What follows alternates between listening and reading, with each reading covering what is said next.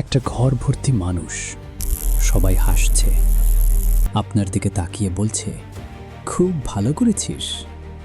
আপনিও হাসছেন, কিন্তু ঘরে ঢোকার সময় থেকেই বুকের ভেতর একটা অচেনা অস্বস্তি। কেউ একজন এই হাসির আড়ালে অন্য কিছু ভাবছে।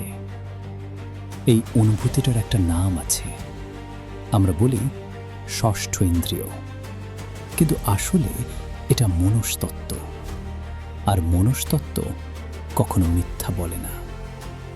মুখোশ পরা মানুষ চেনার সবচেয়ে সহজ জায়গাটা হলো আপনার সাফল্যের মুহূর্ত। শত্রু আপনাকে সরাসরি আঘাত করে, আপনি সেটা দেখতে পান, সামলাতে পারেন। কিন্তু যে মানুষটা আপনার সাফল্যে হাততালি দেয় আর ভেতরে ভেতরে পুড়ে যায়, সে আঘাত করে এমনভাবে যে আপনি বুঝতেই পারেন না কোথা থেকে এলো।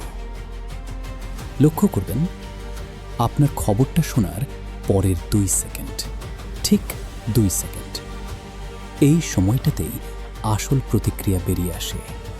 তারপর মুখোশ পরে নেয় সবাই।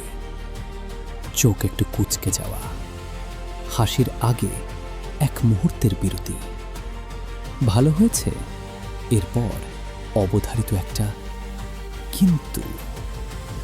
এইগুলোই আসল ভাষা।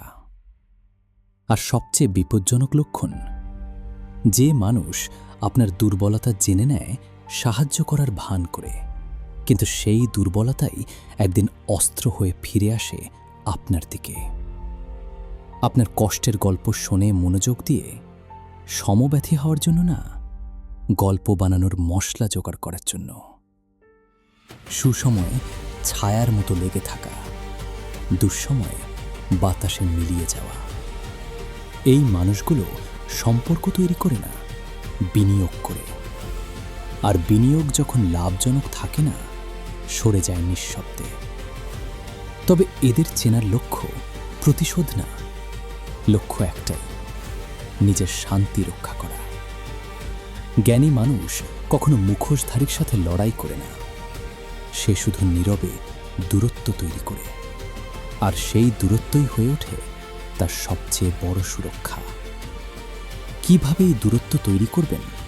কোনো সরাসরি সংঘাত ছাড়াই, কোনো নাটক ছাড়াই। সেই কৌশল নিয়ে কথা বলবো সিরিজের পরের পর্বে।